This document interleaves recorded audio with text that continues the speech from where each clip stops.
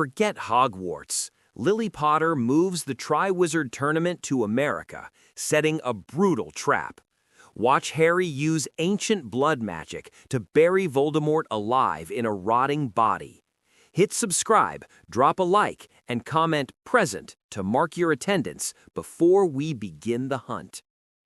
The polished mahogany doors of the International Confederation of Wizards Secondary Summit Room in New York swung open with a heavy, resonant thud. The air inside the chamber was already thick with the scent of burning parchment and the tense, metallic tang of political warfare. At the center of the amphitheater stood Albus Dumbledore, looking older than his years. His colorful robes seemed muted against the sharp, modern Art Deco geometry of the MACUSA headquarters. Across from him, radiating absolute glacial authority, was Lily Potter. She wore a tailored charcoal gray suit, the Royal Magical Auditor's crest pinned to her lapel. Her emerald green eyes were devoid of warmth. She was no longer just a mother protecting her child, she was the architect of a new world order. "The Triwizard Tournament is a British tradition, Lily," Dumbledore said gently, his voice echoing in the vast room. "Hogwarts is perfectly capable of ensuring the safety of the students. The magical contracts have already been signed by the ministries of France and Bulgaria. The British ministry is entirely incapable of ensuring its own safety, let alone the safety of international dignitaries, Albus," Lily countered smoothly, her voice carrying an undeniable, chilling weight. "Need I remind the Confederation that merely a year ago, an unregistered animagus and active Death Eater lived inside a Hogwarts dormitory undetected for 3 years? Need I remind you that the Ministry deployed soul-sucking demons to a school full of children?" A murmur of agreement rippled through the international delegates seated in the tiered rows above them. "The tournament is an international cooperation effort," Dumbledore pressed, though his usual twinkle was entirely absent. "To move it now is a necessary security measure dictated by the Crown and backed by MACUSA," Lily interrupted, stepping forward. "As Royal Magical Auditor, I have frozen the British Ministry's discretionary funding. They cannot afford to host the tournament. Furthermore, with the dark wizard Peter Pettigrew still at large, Britain remains a Class X security risk." It was a flawless, beautiful lie. Pettigrew was not at large. He was collared like a dog, bound by an unbreakable vow to the very woman speaking. But to the world, he was the boogeyman, and Lily wielded his phantom threat like a broadsword. Lily turned her piercing gaze to the supreme mugwump. "The United States has agreed to host the event at the Ilvermorny School of Witchcraft and Wizardry on Mount Greylock. Their wards are pristine. Their security is uncompromised. If Beauxbatons and Durmstrang wish to compete, they will sail for Massachusetts. If the British ministry objects, they will be formally excluded from the international stage." Albus closed his eyes, conceding defeat. The board had entirely been flipped. Lily hadn't just moved a tournament, she had relocated the entire theater of war to a continent where she controlled every single shadow. Deep in the Massachusetts Berkshires, the warded log cabins sat surrounded by a howling autumn wind. The ancient runic carvings etched around the surrounding oak trees pulsed with a faint warning blue light, keeping the forest at bay. Inside, the atmosphere was suffocatingly tense. The central wooden table had been cleared of tactical maps. In their place rested a large circular obsidian mirror, its surface dark and churning like a storm-tossed sea. Harry stood by the hearth, his lean 13-year-old frame coiled with latent energy. He wore dark, practical clothing, the rigid lightwood wand of his American hornbeam resting easily in his grip. Beside him stood Sirius Black. The hollowed-out prisoner of Azkaban was gone, replaced by the aristocratic, dangerous heir of the noble and ancient house of Black. Lily stepped up to the table. She drew a silver dagger, pricked her thumb, and let a single drop of blood fall onto the obsidian mirror. "Command, parasite," she commanded. The obsidian rippled. The image of a man materialized in the glass. Peter Pettigrew looked worse than he had in the Makusa dungeons. His balding head was covered in sweat, his eyes wide with a permanent, agonizing terror. The Unbreakable Vow physically burned beneath his skin, glowing with a faint, angry red light along his veins. "Lily," Peter gasped, his voice a raspy wheeze. "The pain, please." "You feel pain because you are hesitating, Peter," Sirius snarled, stepping into the mirror's view, his gray eyes flashing with a wolfish hatred. "The vow demands absolute compliance. Where is he?" "He is here," Peter wept, his image trembling. "The Dark Lord. His spirit crossed the Atlantic. He possesses a minor ministry official. He is weak, so weak, but he is searching." "Searching for what?" Harry asked. His voice was cold, devoid of the emotional fluctuations of a normal teenager. It was the voice of a predator assessing its prey. "The prophecy," Peter choked out. "The seer was right. He knows he cannot use me for the ritual of flesh and bone. The timeline is broken. He is seeking the ancient rot. He is looking for the crimson crypt." Lily and Sirius exchanged a dark look. "Mount Greylock," Lily murmured. "Ilvermorny was built upon a network of pre-colonial magical ley lines. The founders built the school to cap something dark that slumbered beneath the earth." "He means to absorb it," Harry realized, his emerald eyes narrowing. "He doesn't want a standard resurrection. He wants to fuse his torn soul with the ambient, corrupted magic of the crypt." "Then we let him dig," Lily said, her voice dropping to a lethal whisper. She looked back at the mirror. "You will continue to assist him, Peter. You will guide him to the mountain. But if he takes a single step toward my son, the vow will insurrect your heart. Are I clear?" "Yes, Master." Lily wiped the blood from the mirror, severing the connection. The trap was set. Voldemort was walking straight into a fortress they commanded, entirely unaware that the tournament was nothing but bait. A month later, the clouds over the Berkshire Mountains parted to reveal the majestic granite spires of Ilvermorny School of Witchcraft and Wizardry. Nestled at the peak of Mount Greylock, the American school was a fortress of untamed elemental magic, vastly different from the ancient, dusty halls of Hogwarts. The arrival of the European contingents was a spectacle of vanity that quickly collided with American pragmatism. The Beauxbatons carriage, pulled by Abraxan-winged horses, landed gracefully on the front lawns. The Durmstrang ship erupted from the depths of a nearby mountain lake. The Hogwarts students arrived via a massive, heavily regulated Makusa portkey network. As they materialized in the grand courtyard, the culture shock was instantaneous.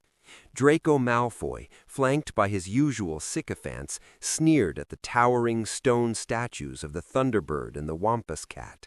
"Look at this place," Draco scoffed, adjusting his expensive tailored robes. "No history, no proper pure-blood lineage. My father says the Americans don't even know how to maintain a proper blood registry."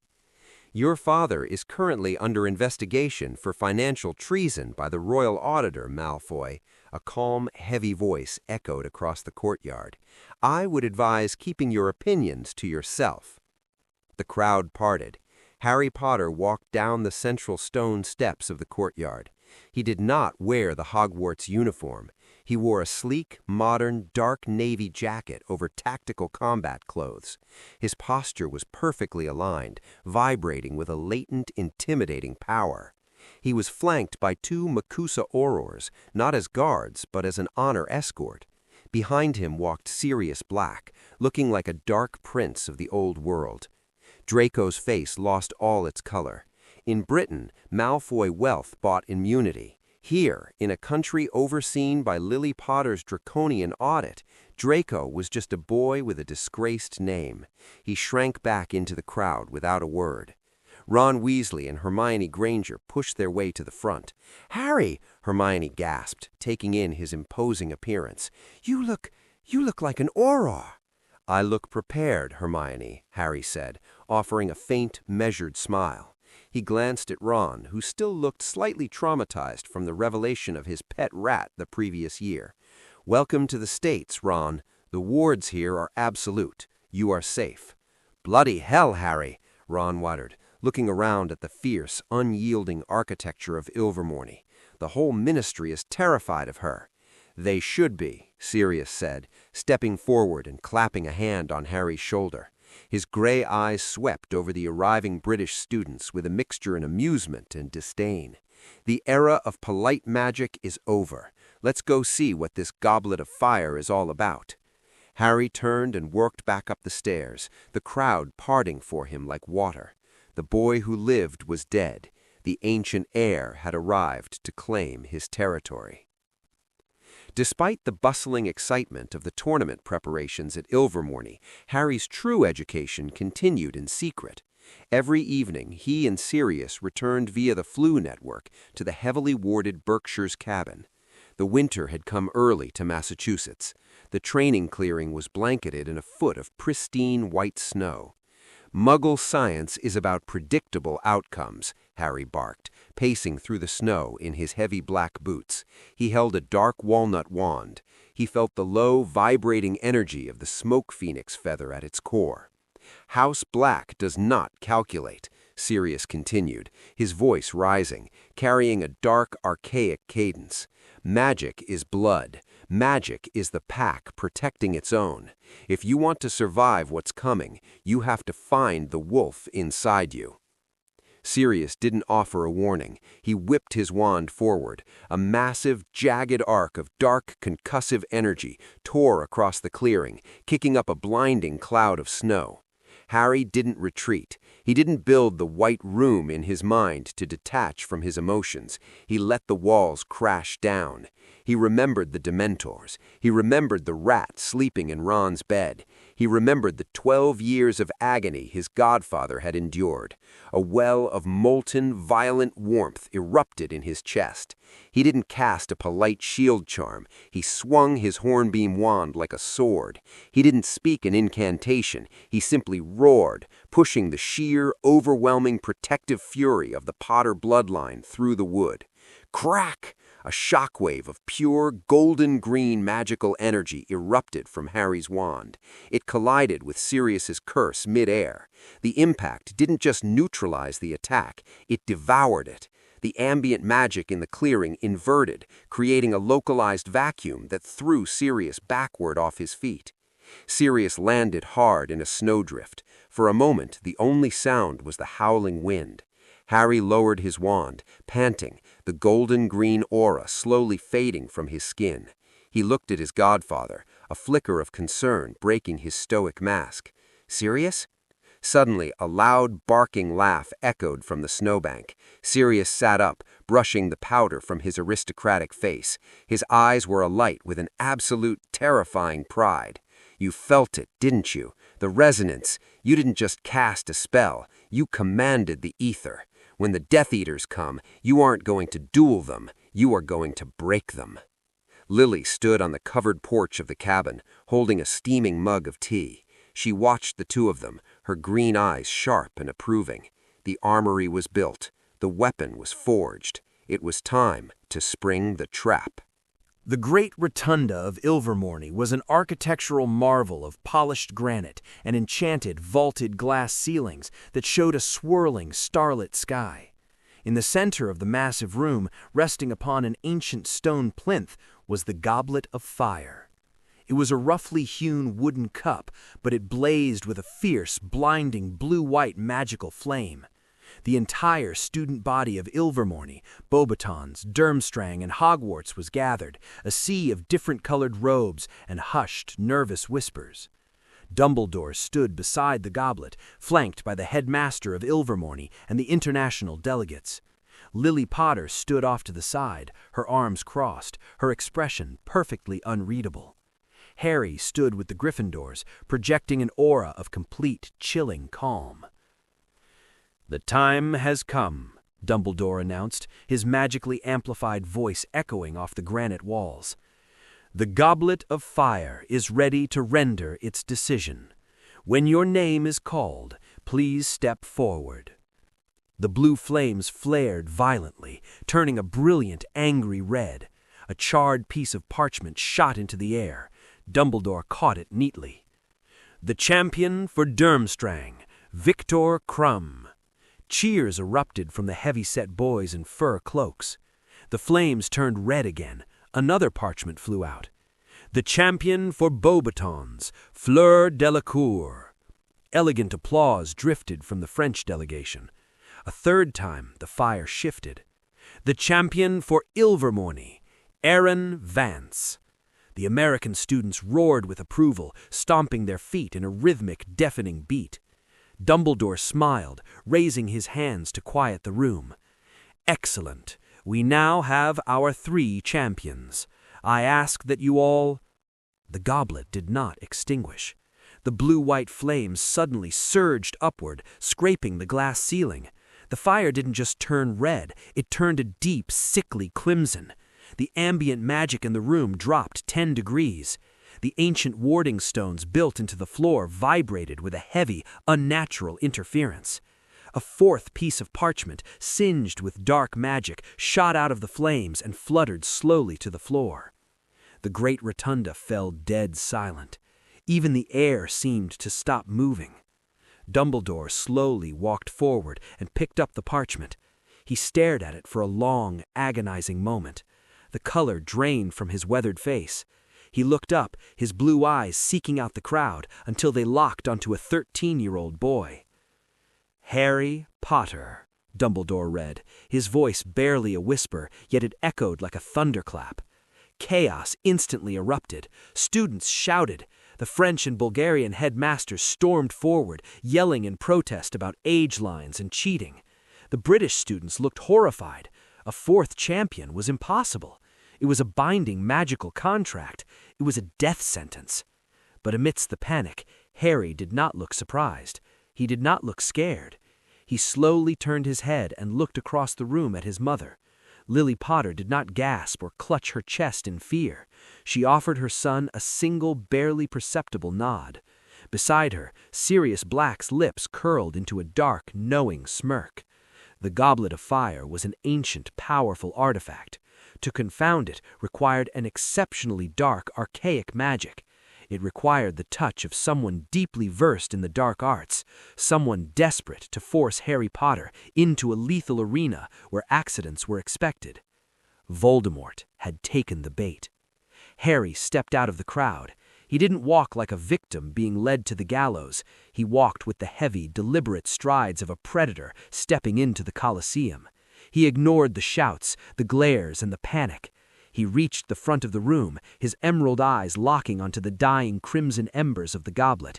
The tournament was supposed to be a test of magical prowess, a game of riddles and bravery. But Harry knew the truth. This wasn't a tournament. It was an execution, and he was the executioner. The biting November wind howled across the rocky, jagging peaks of Mount Greylock. Ilvermorny Stadium had been carved directly into the mountainside, an amphitheater of raw granite that seated thousands of screaming spectators. The air was thick with the smell of ozone, roasted nuts, and palpable, vibrating fear. The first task did not involve dragons. Dragons were European beasts, bound by heavy treaties and handlers. In the United States, the ancient magic was wilder. The champions were to face a fully grown horned serpent, a creature of deep river magic, armed with a venomous bite and an armored hide that deflected standard incantations like raindrops. The objective was simple: retrieve the glowing enchanted pearl resting on a pedestal behind the beast. In the champion's tent, Harry Potter listened to the roaring crowd. He could hear the heavy, concussive thuds of the serpent striking the granite walls.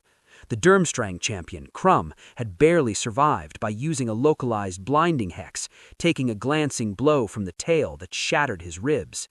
The Beauxbatons champion, Fleur, had attempted a complex hypnotic dance, only to be forced to retreat when the serpent's magical resistance broke her trance. "Harry Potter," the Ilvermorny headmaster's voice boomed over the magical amplification. "It is your turn." Harry stepped out of the tent. He wore no protective dragonhide armor, nor did he carry a broomstick. He wore a simple, tailored black combat tunic, his rigid American hornbeam wand resting easily in his right hand. He walked into the arena. The massive horned serpent, 30 feet of coiled, iridescent emerald scales, hissed violently, its eyes burning like yellow lamps locked onto the 13-year-old boy. The serpent reared back, the jewel embedded at its forehead pulsing with natural, ancient power. In the stands, the British purebloods leaned forward, expecting a slaughter. In the VIP box, Lily Potter sat with her hands folded, her green eyes utterly calm. Beside her, Sirius Black leaned against the railing, a dark, expectant smirk on his aristocratic face. The serpent lunged, its massive jaws unhinging, dripping with venom that sizzled as it hit the stone. Harry did not run. He did not attempt a shield charm. He remembered Sirius's lessons in the snow. Magic was not math, it was dominance. It was the imposition of the pack's will upon the earth. Harry dropped into a low, braced stance and raised his hornbeam wand. He didn't speak an incantation. He channeled the cold, heavy resonance of the Black family magic, pulling the raw fury from his chest and forcing it down his arm. Crack! A shockwave of dense, localized gravity erupted from the tip of his wand. It hit the serpent mid-lunge. The magic did not burn or cut. It simply multiplied the creature's weight by a factor of 50. The beast slammed into the granite floor with a sickening, earth-shaking crunch. The stone spider-webbed beneath it. The serpent hissed in agony, desperately trying to lift its massive head, but the invisible, crushing pressure held it completely flat against the rock. The stadium went dead silent. Harry walked forward. His footsteps echoed in the quiet arena. He didn't rush. He walked with the slow, predatory grace of a young lord claiming his territory.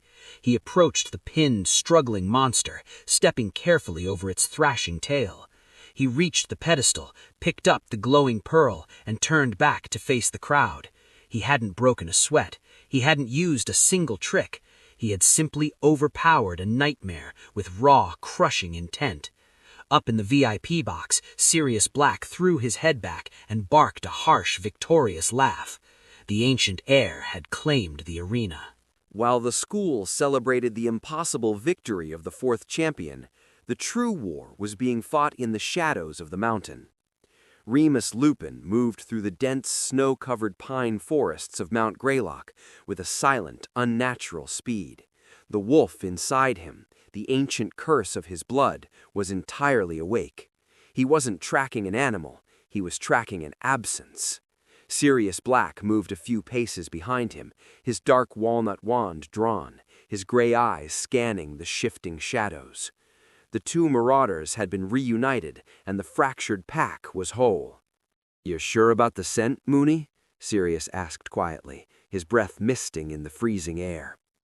"It's not a scent, Padfoot," Remus whispered, stopping near a massive twisted root system that seemed to bleed black sap into the snow. "It's a resonance. It feels like rot, something that died 1,000 years ago but refused to sleep." Sirius crouched down, examining the soil. Sirius said the Dark Lord was seeking the Crimson Crypt, a pre-colonial ley line intersection. Remus pressed his hand against the frozen earth. The moment his skin made contact, a violent shudder ran through his body. His amber eyes flashed gold. "It's right below us. The ambient magic here is entirely corrupted. The founders of Ilvermorny didn't just build a school on this mountain, Sirius. They built a lid." Sirius traced a complex runic pattern in the air with his wand. The spell flared briefly, illuminating a hidden, collapsed stone archway buried beneath the snow and roots. The stone was etched with symbols that predated the Salem witch trials, older than wands, older than the ministry. "He's been here," Sirius noted, pointing to a fresh, dark smear of blood on the stone. "The host body Voldemort is using. It's breaking down. The wards around the crypt are rejecting him. He's trying to use blood magic to force his way in. If he breaches that crypt and absorbs whatever is down there, the ritual of flesh and bone won't matter," Remus said grimly. "He won't just be a dark wizard anymore. He'll be an elemental force." "Then we make sure he dies in the dark," Sirius smiled, a terrifying, humorless expression. "Let's get back to Lily. We need to rig the board." The Yule Ball was traditionally a night of teenage romance and diplomatic pleasantries. At Ilvermorny, the great rotunda had been transformed into a glittering, frost-covered wonderland with floating ice sculptures and enchanted, glowing flora. Harry Potter attended out of obligation, wearing formal, deep emerald green robes that highlighted his mother's eyes. He danced the opening waltz with a Beauxbatons girl, his movements perfectly calculated, but his mind was entirely elsewhere. He was scanning the crowd, his emerald eyes cold and analytical, looking for the telltale magical signature of a possessed host. However, the true battlefield of the night was not on the dance floor. It was in the private, soundproofed antechambers overlooking the ballroom. Lily Potter, dressed in an immaculate sweeping gown of midnight blue, stood at the head of a long, polished oak table. Seated before her were 5 of the wealthiest, most influential British purebloods who had traveled to America for the tournament, men who, in the original timeline, would have eagerly funded Voldemort's return. "Mrs. Potter?" Lord Knott said, shifting uncomfortably under her piercing green gaze. "We were told this was a meeting regarding international trade tariffs?" "It is," Lily said smoothly, pacing slowly behind their chairs. Her voice carried the weight of her royal mandate. The trade of dark artifacts, illegal potions, and more specifically, the funding of domestic terrorism. "I beg your pardon," a heavy-set wizard blustered, his face turning purple. "You cannot accuse us." "I am not accusing you," Lily said calmly, hovering behind his chair, her voice dropping to a dangerous, lethal whisper. "I am auditing you." She waved her hand. The heavy oak doors sealed themselves with a localized ancient locking rune. Sirius Black was an innocent man, locked away for 12 years while the true Death Eaters bribed their way to freedom. The British ministry allowed this. Makusa does not. I know exactly where your loyalties lie, and I know the Dark Lord is currently a wandering spirit, desperate for gold to fund his resurrection. She pulled a heavy blood-red parchment from her robes and laid it on the table. It was etched with ancient, binding arithmetic equations. This is an international treaty of absolute neutrality. By signing it, you magically bind your family vaults. If a single gallon from your accounts is traced to a dark faction, the magic of the contract will instantly seize your assets, strip your magical cores, and transfer your wealth to the Makusa Audit Department. Knott stared at the parchment in horror. "This is extortion. This is deep blood magic. It's highly illegal." "I am the law," Lily stated flatly, her green eyes blazing with vengeful magic. "Sign it, or I will have the American Audits arrest you all on suspicion of conspiracy, freeze your assets pending a decade-long investigation, and let you rot in a Makusa holding cell. You have exactly 3 minutes." The purebloods looked at the woman who had brought the British ministry to its knees. They saw no mercy, no Dumbledore-esque second chances. They saw an executioner. One by one, with trembling hands, they picked up the emerald ink quills and signed away Voldemort's war chest. Deep beneath the snowy roots of Mount Greylock, Peter Pettigrew was screaming. The sound echoed through the damp, narrow earthen tunnels, but no one above could hear him. He was in his human form, his balding head pressed against the freezing dirt, his body racked with the agonizing, nerve-shredding pain of the Cruciatus curse. "You are useless," a high, cold, echoing voice hissed. Standing over Peter was a man who looked entirely wrong. It was the body of a low-level Makusa archivist, but the flesh was graying, the veins protruding black against the skin. The host body was rotting from the inside out, unable to contain the sheer, corrosive malice of Voldemort's torn soul. The curse lifted. Peter gasped, coughing up dirt, his watery eyes squeezed shut. "My lord, please," Peter whimpered, curling into a pathetic ball. "The wards, the ancient magic, it resists us." "You were supposed to find the bypass, Wormtail," Voldemort snarled, kicking Peter in the ribs. The host body stumbled, its strength failing. "You are an animagus. You can slip through the cracks. Why is the path to the Crimson Crypt sealed?" Peter wept, entirely trapped in a hell of his own making. The truth burned on his tongue. He knew the path was sealed because Lily Potter had reinforced the wards. He knew that Sirius Black and Remus Lupin were actively hunting them. He knew that the entire Triwizard Tournament was a trap designed to lure Voldemort to his death. But he couldn't speak a word of it. Deep inside his magical core, the Unbreakable Vow seared like a brand of liquid fire. Will you return to the shadows, seek out your former master, and serve as the eyes and ears of the Potter family? If Peter even attempted to warn Voldemort, the vow would instantly and painfully stop his heart. If he failed Voldemort, the Dark Lord would torture him to insanity. I am trying, Master," Peter lied, the vow allowing the deception because it served the Potter's trap. "The American magic, it is pre-colonial. It requires blood. Your host, it is too weak to bleed properly." Voldemort hissed in frustration, turning away from the cowering rat. The dark wizard ran his decaying hand over the ancient stone door that blocked their path. "The tournament," Voldemort whispered, his red eyes burning with a desperate, manic light. "The third task. The maze will be grown directly over this intersection. The ambient magic of the champions, the fear, the blood spilled in the maze, it will weaken the seal. When the final task begins, the door will open, and I will claim the rot."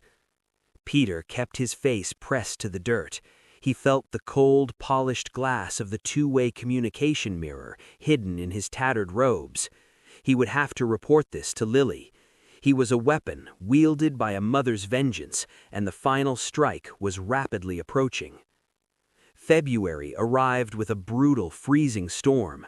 The second task was to be held in the deep glacial waters of Mount Greylock, a massive, impossibly deep lake entirely sealed by a thick layer of magically reinforced ice. The champions stood on a wooden platform built over a large circular hole carved into the ice. The water below was pitch black, churning with aggressive aquatic magic. The objective was to dive into the abyss and retrieve the hostage that had been taken from them. Harry stood at the edge, the freezing wind whipping his messy black hair. He wore only a thin, dark bathing suit. He was shivering, but his mind was completely focused. He knew exactly who was at the bottom of the lake. The organizers had taken Sirius. Dumbledore, observing from the judges' table, watched Harry closely. The old headmaster expected the boy to pull out gillyweed or perhaps attempt the complicated bubblehead charm. He expected a standard academic solution. The cannon fired. Fleur and Crumb dove into the icy water, utilizing their respective breathing charms. Harry did not dive immediately. He stood on the edge of the platform and raised his hornbeam wand, pointing it directly at his own chest. He didn't want to just breathe underwater. He wanted to dominate it. He recalled the brutal, visceral transfiguration magic Sirius had forced him to study. Ancient spells designed to adapt the human body to hostile environments, pushing past the safe boundaries of ministry-approved magic. Harry closed his eyes, ignoring the cold, and tapped into the raw, heavy resonance of the pack. "Mutatio profundum!"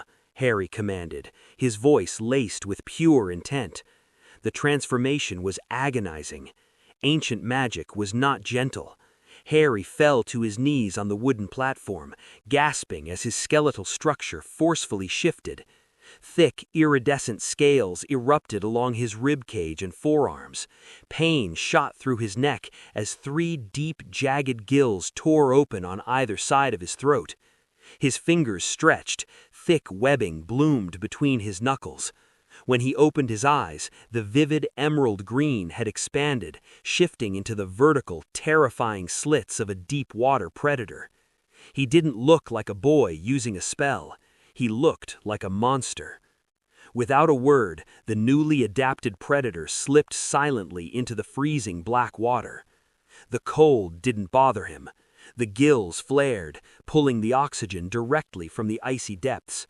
His webbed hands and altered musculature allowed him to move with terrifying speed, shooting through the darkness like a torpedo.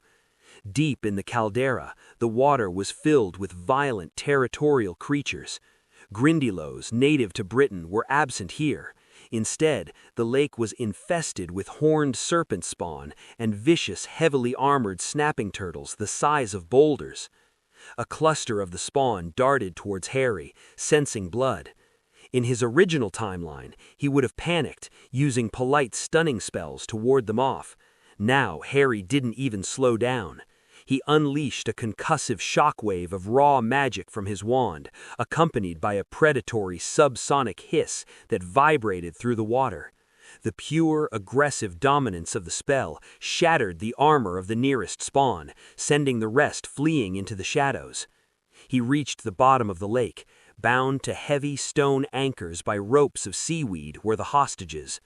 Harry swam directly to Sirius. His godfather was unconscious, his aristocratic face pale in the deep water. Harry didn't bother untying the knots. He slashed his wand, the raw magic severing the thick seaweed instantly. He grabbed Sirius by the collar of his robes, his webbed hands securing a vice-like grip. With a powerful kick of his altered legs, Harry shot back towards the surface. He ignored the other hostages, completely uninterested in playing the hero for strangers. His pack was secure. That was all that mattered. He landed on the wooden platform, launching himself and Sirius out of the freezing hole and onto the wooden platform. He was the first to return, completely shattering the time limit. As he landed, the crowd stared in stunned silence. The boy was covered in scales, gasping as the transfiguration violently reversed itself. The gills sealed, the webbing retracted, and his eyes returned to their human state. Harry stood up panting heavily, offering his hand to a waking, shivering Sirius. Dumbledore looked on, a profound sorrow mixing with an undeniable awe. The boy who lived was gone. The architect of the Dark Lord's demise was fully realized, and he was willing to shed his own humanity to ensure his family's survival. The second task was over. The tournament was broken, and deep beneath the mountain, the ancient rot was waiting. New York City was drowning in a torrential spring downpour, the rain slicking the Art Deco gargoyles of the Woolworth Building. To the non-magical world, it was just another skyscraper. To the wizarding world, it was the impenetrable fortress of the Magical Congress of the United States of America. Or so the desperate remnants of Voldemort's British loyalists believed. Deep within the subterranean levels of the Department of Historical Archives, the shifting non-Euclidean bookcases stood in heavy silence. 4 figures cloaked in dark, heavy robes moved through the labyrinth. They were rogue Death Eaters, fanatics who had slipped past the border patrols, driven by a phantom summons from a master they believed was on the verge of glorious resurrection. Their objective was simple: secure the pre-colonial blueprints of Mount Greylock to find the hidden entrances to the Crimson Crypt. The lead wizard, a scarred man with wild eyes, held a glowing crystal aloft, illuminating a massive bronze filing cabinet. "Here," he hissed to his companions, "the Ilvermorny foundational texts. Crack the ward." Before the second wizard could even raise his wand, the ambient temperature in the archive plummeted. The shadows between the bookcases seemed to detach and elongate. "You really should have learned by now," a cold, perfectly modulated voice echoed from the darkness, "that the British ministry's arrogance does not translate to American soil." Lily Potter stepped into the aisle. She did not wear Auror combat gear. She wore her immaculate dark navy business suit, the silver pin of the Royal Magical Auditor catching the crystal's light. she was entirely unarmed. The scarred wizard sneered, raising his wand. "The mudblood auditor! The Dark Lord sends his regards!" He fired a lethal, sickly green curse. Lily didn't flinch. She didn't even draw a wand. From the shadows above, two massive kinetic shockwaves slammed into the aisle. Director Graves and a dozen elite Makusa Aurors dropped from the shifting architecture, their wands already blazing with heavy, concussive American magic wards. The firefight wasn't a duel, it was a slaughter. Lily had layered the archives with anti-apparition and anti-portkey wards weeks ago, anticipating this exact desperate maneuver. The Death Eaters were trapped in a kill box. Within seconds, 3 of the intruders were violently thrown against the bookcases, bound in thick, glowing ropes of pure magical force. The lead wizard tried to run, but Lily simply raised her hand. She utilized a piece of deep, localized spatial magic. The wooden floorboards beneath the man's feet violently shifted, catching his boots and throwing him face first onto the polished marble. Lily walked slowly down the aisle, her heels clicking softly, until she stood over the groveling fanatic. "You came for blueprints," Lily said, her emerald eyes completely devoid of mercy. "But you are going to give me the exact names of the border agents who let you through. And then you are going to spend the rest of your natural life in a cell so deep beneath this city that the earth will forget your name." She looked up at Graves, offering a sharp, predatorial nod. "Take them. The board is clear. The Dark Lord is officially blind."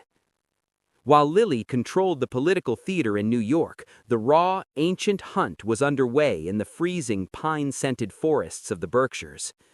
The moon was only a sliver in the sky, casting long, pale shadows across the snow. Remus Lupin moved through the dense underbrush with a terrifying, silent fluidity. He wasn't relying on spells or incantations. He had completely dropped the polite, restrained demeanor he had maintained for years at Hogwarts. He was fully embracing the wolf. His amber eyes practically glowed in the dark, tracking a scent that offended the very nature of the forest. It smelled like copper, ancient dust, and rotting meat. Sirius Black moved at his flank. He was in his human form, but his aristocratic features were set in lines of feral, focused hatred. His dark walnut wand hummed with aggressive, volatile magic. "He's circling," Remus whispered, pausing near a frozen stream.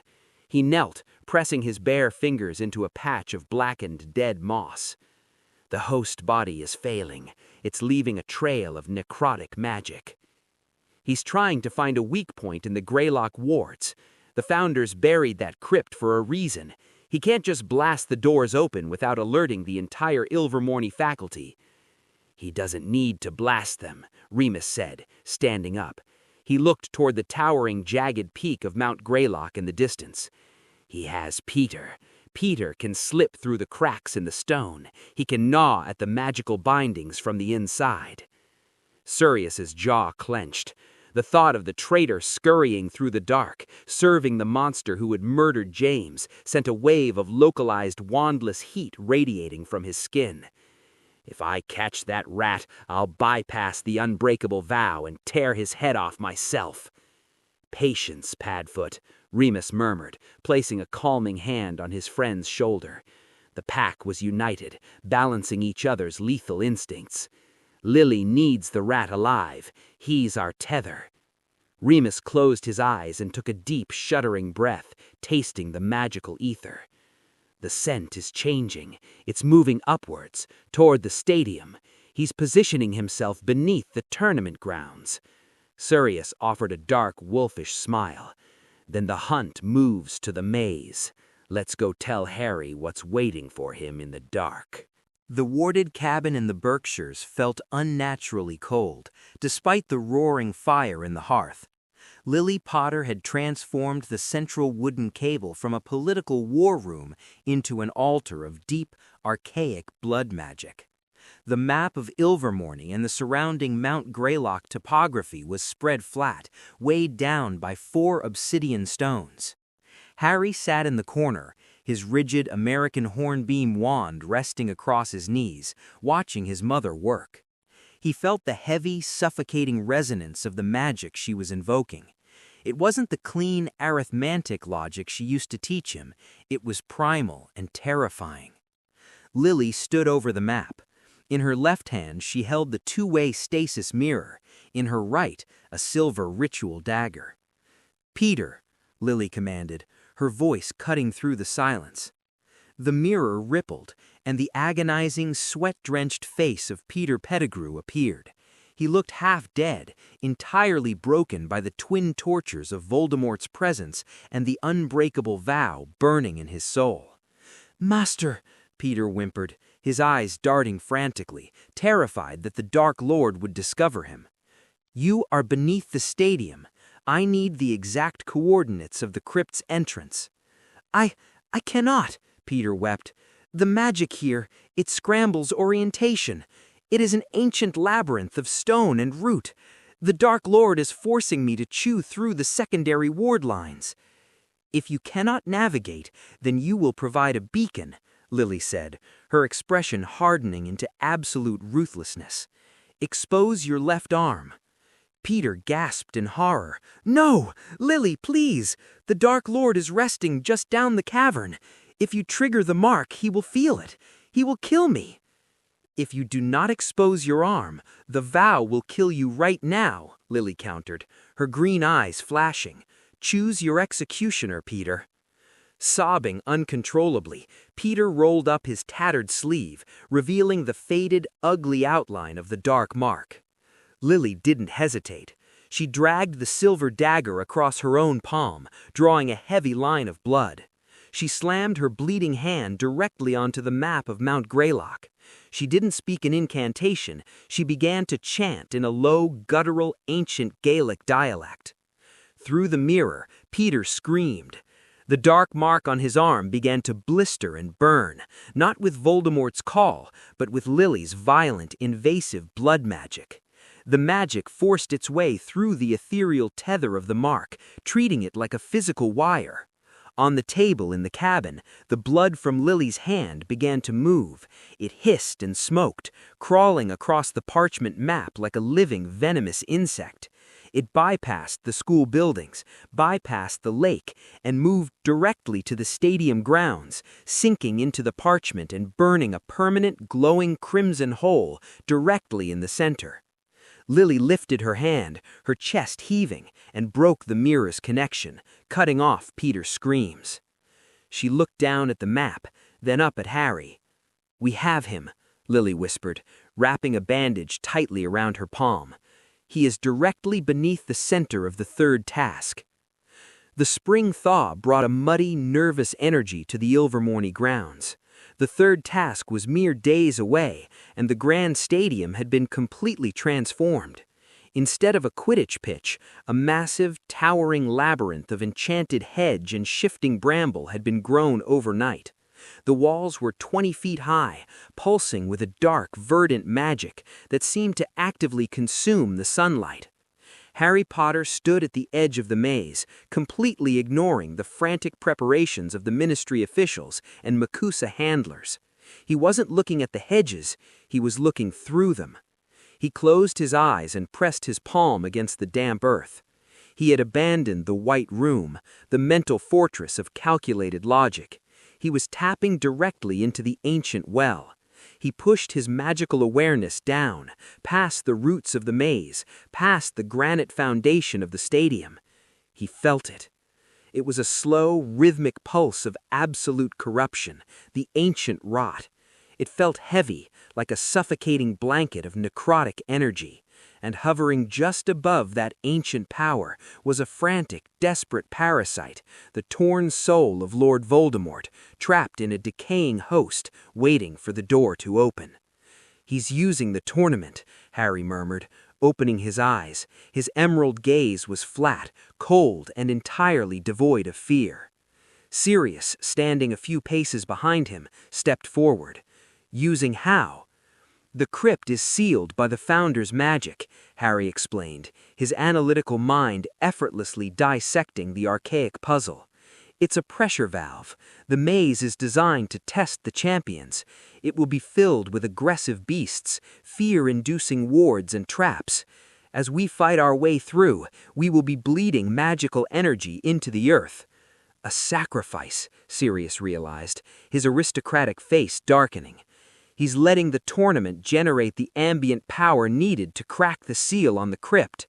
Harry stood up, wiping the mud from his hand.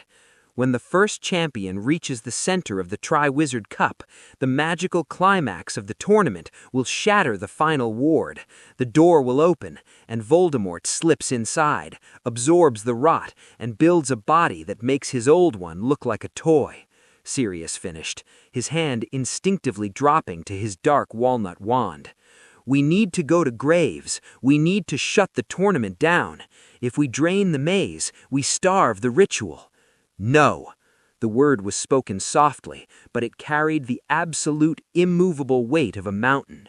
Harry looked at his godfather. The 13-year-old boy possessed a terrifying, commanding presence that rivaled the oldest lords of the Wizengamot. If we shut the tournament down, Voldemort realizes he is hunted. He will abandon the host body. He will flee as a spirit, and we will spend another decade looking over our shoulders, wondering what shadow he is hiding in. Harry turned his gaze back to the towering walls of the labyrinth. We don't starve the ritual, Sirius. We feed it. We let him open the door, and when he steps inside, we close it behind him. The War Council convened that night in the Berkshire's cabin. The fire crackled, casting dancing shadows over the faces of the reunited pack. Lily, Harry, Sirius, and Remus sat around the heavy wooden table.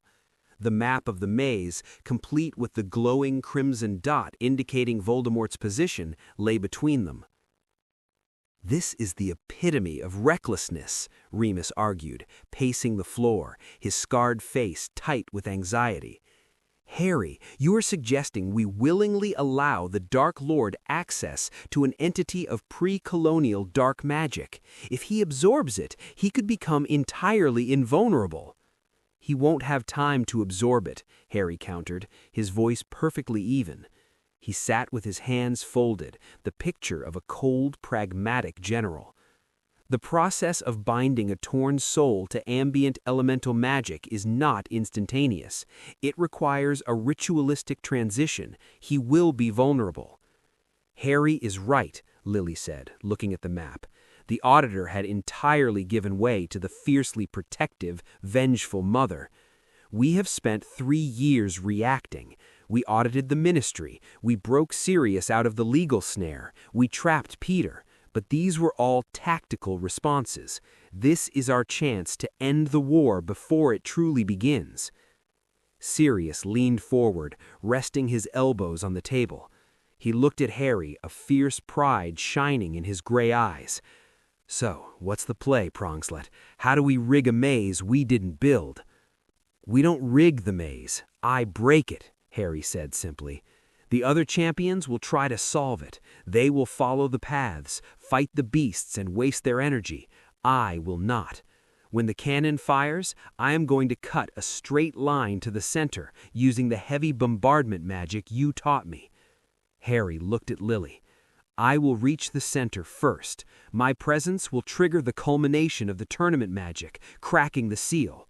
Voldemort and Peter will enter the crypt from below. And then we drop the hammer," Lily finished, her green eyes blazing with a terrifying, ancient fire. "Remus and Sirius, you will be stationed at the perimeter wards of the stadium. The moment Harry breaches the crypt, I will utilize the Makusa emergency override to lock down the entire mountain. No one gets in, and no one gets out." Remus stopped pacing. He looked at the family before him. They were not the Order of the Phoenix. They did not fight for the greater good or the redemption of souls. They fought for blood, for vengeance, and for absolute, permanent survival. "We are going to trap the Dark Lord in a tomb," Remus whispered, the sheer audacity of the plan settling over him. "We are not just trapping him, Moony," Sirius grinned, a feral, reckless expression that chased the shadows from his face. "We are going to execute him." Harry stood up, his rigid hornbeam wand resting in his pocket. He looked at his mother, his godfather, and the werewolf. The pack was united, their magic resonating in a heavy, shared frequency. "The third task begins at dusk," Harry said, his voice ringing with absolute finality. "Let the Dark Lord dig his grave. I will be the one to push him in." Dusk fell over Mount Greylock like a heavy, suffocating shroud. The towering 20-foot hedges of the labyrinth pulsed with an aggressive, verdant magic, their thorny vines writhing in the dimming light. The stadium stands were packed, thousands of witches and wizards buzzing with a mixture of excitement and palpable dread. At the judges' table, Albus Dumbledore looked ancient. He stared at the dark entrance of the maze, his fingers steepled together. He knew this tournament had been compromised the moment the goblet burned crimson, but Lily Potter's absolute political blockade had rendered him powerless to stop it. The cannon fired, a deafening boom that rattled the granite stadium. Victor Crumb and Fleur Delacour were sent into the maze first, their faces pale, wands drawn, as the shifting hedges immediately swallowed them whole. Screams of mythical beasts and the crackle of defensive spells soon echoed from the deep corridors. 10 minutes later, the headmaster of Ilvermorny raised his wand. "Harry Potter, you may enter the maze." Harry stepped forward. He wore his tailored, dark navy combat jacket, his face a mask of chilling, unreadable calm. He held his rigid hornbeam wand loosely by his side. He didn't look like a student attempting a test. He looked like a soldier stepping onto a battlefield he had already won. He walked past the threshold, the entrance sealed behind him with a violent rustle of thorns. Ahead of him, the path split into 3 dark corridors. A standard champion would attempt to navigate, casting locator spells, solving the Sphinx's riddles, and tiptoeing around Acromanculus. Harry did none of those things. He didn't even look at the paths. He looked directly forward, through the thick, impenetrable wall of enchanted hedge that separated him from the exact center of the stadium. He raised his wand. He didn't build a mental fortress of arithmetic calculations. He reached down into the heavy, ancient resonance of the pack, pulling the raw, aggressive magic of the House of Black into his chest. "I don't play games," Harry whispered to the dark. He whipped his wand in a vicious horizontal slash. He didn't use a standard reducto. He unleashed a wave of primal concussive force, a bombardment curse Sirius had taught him, designed not to cut, but to obliterate. Boom! The deafening explosion shook the very bedrock of the mountain. A massive 10-foot-wide hole was instantly vaporized through the enchanted hedge. Burning branches, ash, and shredded thorns rained in a violent shower. The crowd in the stadium above screamed in shock, feeling the shockwave rattle their seats. Harry stepped through the burning breach. Another wall of hedge stood 20 feet ahead. He didn't break stride. He slashed his wand again. Boom! Another explosion, another straight line torn through the ancient magic. Creatures designed to test the champions, a massive blast-ended scroot and a territorial boggart, scurried into his path, drawn to the noise. Harry didn't bother dueling them. He unleashed a localized gravity whip, a crackling golden-green magic that physically crushed the beasts into the mud, stepping over their growling forms without a second glance. He was walking a perfectly straight line to the center, violently tearing through centuries of layered enchantments through sheer, unadulterated dominance. He was bleeding his heavy magical energy into the earth with every step, feeding the pressure valve beneath the stadium, deliberately forcing the ancient crypt to awaken. Harry breached the final wall in a shower of burning splinters. He stepped into the clearing at the center of the labyrinth. Resting on a raised stone plinth was the Triwizard Cup, glowing with a serene, inviting blue light. It was the symbol of eternal glory, the prize every champion dreamed of claiming. Harry didn't even look at it. He walked past the cup, his boots crunching on the gravel, and knelt beside the heavy granite slab that served as the base of the plinth. The air here was wrong. The fresh scent of the pine forest was entirely gone, replaced by the suffocating, coppery stench of old blood and 1,000 years of undisturbed rot. The earth beneath the stone was humming. A low, rhythmic vibration pulsed against Harry's kneecaps. The ambient magic of the tournament, climaxed by Harry's violent display of power, had shattered the upper wards. Harry drew a silver ritual dagger from his jacket. He didn't hesitate. He sliced the palm of his left hand, clenching his fist to let the warm crimson blood drip directly onto the cold granite. "Blood calls to the dark," Harry murmured, his voice echoing in the silent clearing. He pressed his bleeding hand flat against the stone, forcing his magical intent downward. "Open!" The Founder's seal, starved of blood and battered by the ambient magic, finally surrendered. With a grinding, agonizing screech of stone on stone, the massive granite slab violently shifted. It didn't just slide, it split down the middle, revealing a square, pitch-black hole in the earth. A blast of freezing, necrotic air shot upward, smelling of sulfur and decaying marrow.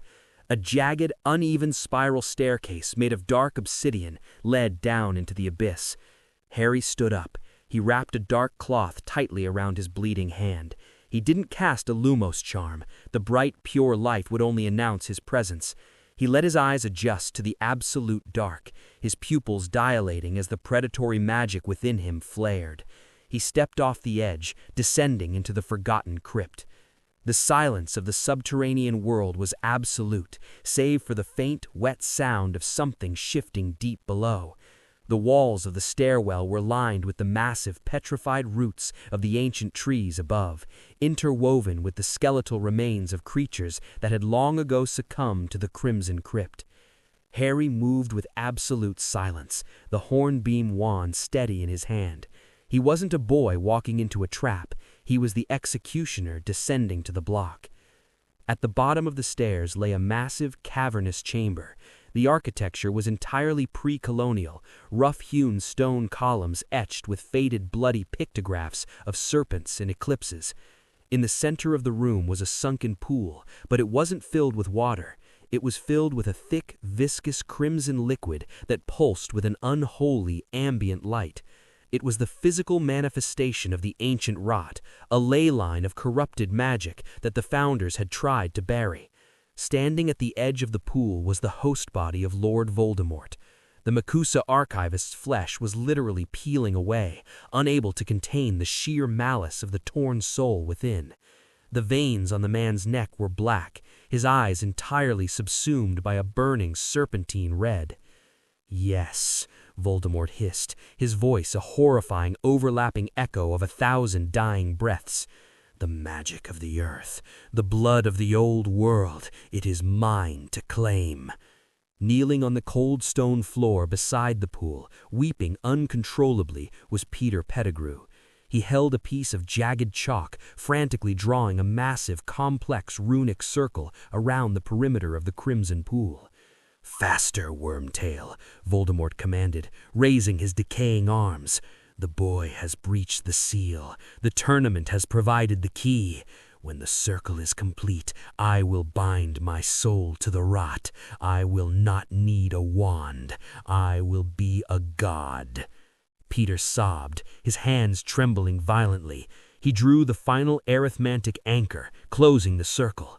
"It is done, my lord," Peter choked out, pressing his face to the stone. "Then let the vessel be remade," Voldemort roared. The host body stepped into the center of the runic circle, extending his arms towards the crimson pool. Voldemort began the chant in Parseltongue, a vile, hissing language that made the ancient stones vibrate. The thick red liquid in the pool began to rise, defying gravity, floating into the air like bloody ribbons, swirling towards the host body. But Voldemort had made a fatal miscalculation. He believed he controlled his servant. Deep within Peter's magical core, the Unbreakable Vow flared with the heat of a dying star. "Will you position yourself to sabotage his resurrection?" Peter screamed. It wasn't a scream of fear, but of pure, unadulterated agony as the magic of Lily Potter's vengeance took total control of his nervous system. While Voldemort was completely focused on absorbing the ambient rot, Peter's hand shot out. He didn't use a wand. He used his bleeding, dirt-caked fingernails to violently scratch a deep gouge through the foundational tether rune he had just drawn on the stone. He didn't just break the circle, he inverted it. The moment the rune was destroyed, the ritual collapsed. The crimson ribbons of corrupted magic, which were supposed to gently weave into Voldemort's soul to build a new invulnerable body, suddenly turned feral. The ancient rot realized it was being commanded by a parasite. Voldemort let out a scream that shook the very foundations of the mountain. The red magic didn't build flesh, it became a corrosive acid. It violently slammed into the host body, burning away the remaining humanity, warping the bones, and fusing the torn spectral soul to a half-formed agonizing husk of rotting meat and dark magic.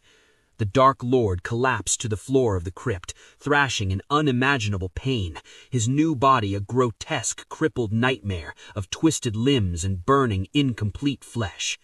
Peter rolled away, clutching his chest, coughing up blood as the vow receded, satisfied that its command had been fulfilled.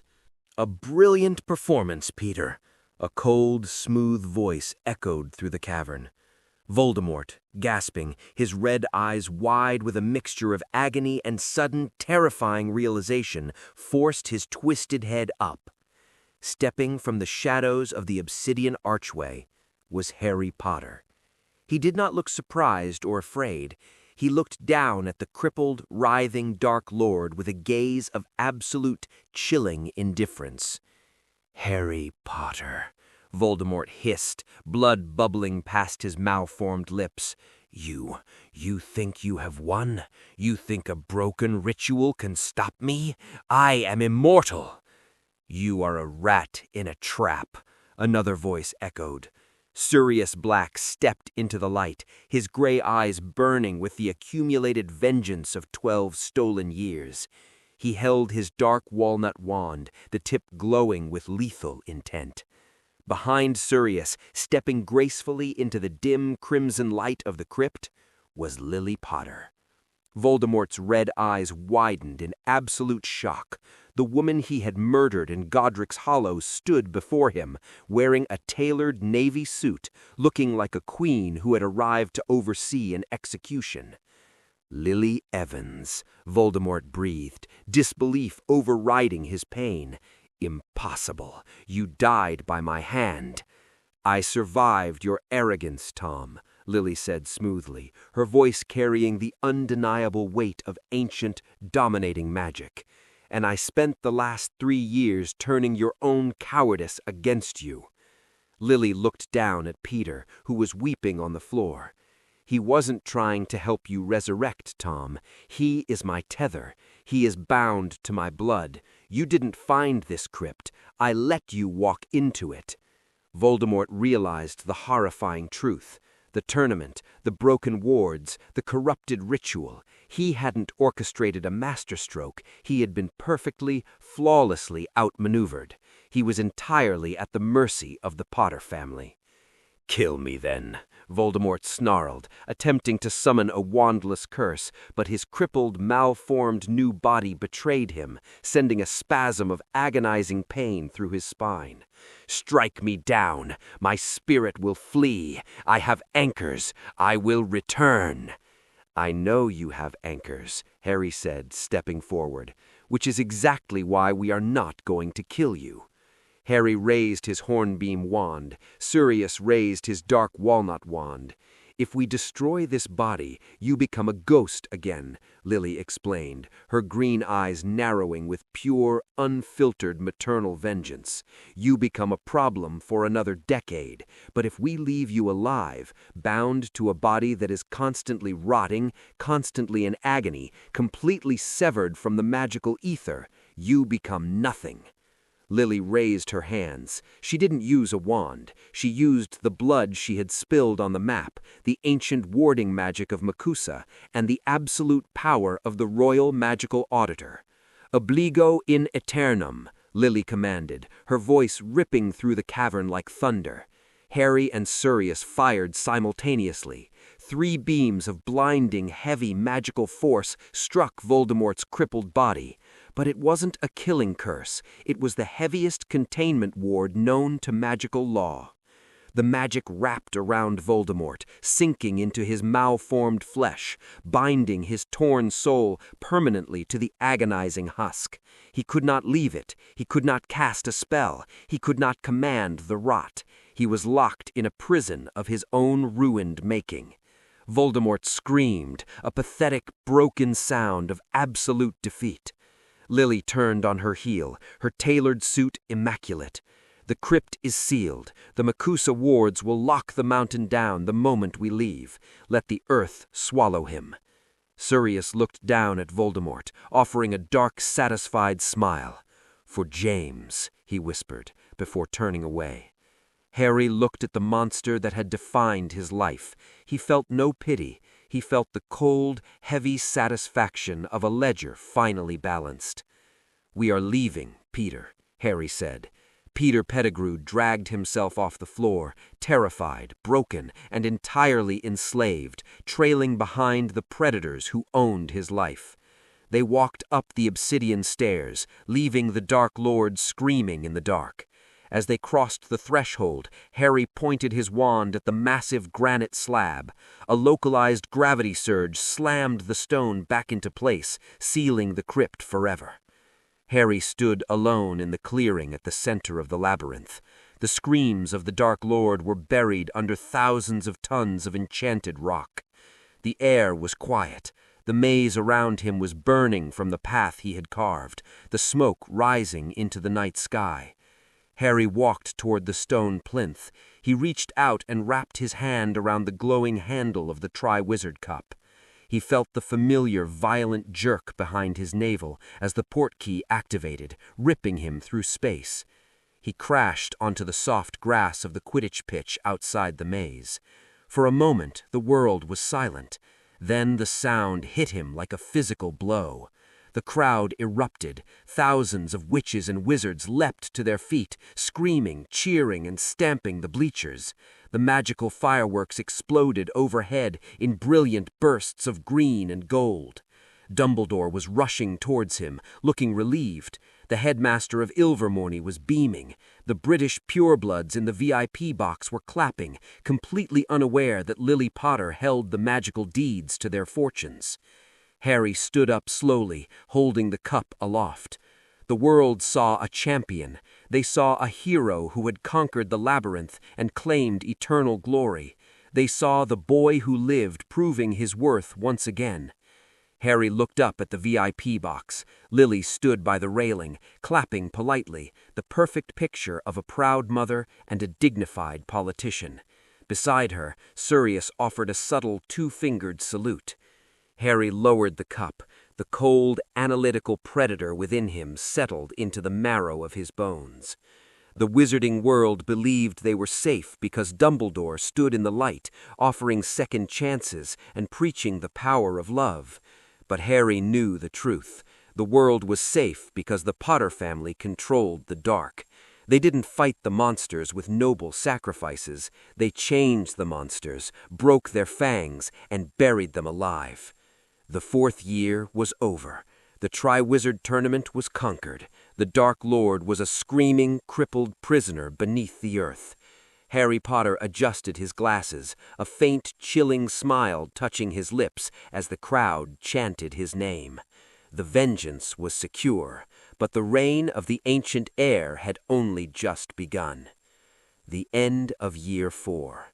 That wraps up Year 4. The Triwizard Tournament is conquered, and Voldemort isn't just defeated, he's buried alive in a rotting, crippled cage.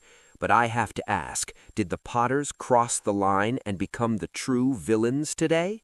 Drop a comment right now. Type cruel if you think burying him alive was too dark, or type justice if the Dark Lord got exactly what he deserved. The majority rules for what we do in Year 5, so cast your vote and make sure you're subscribed.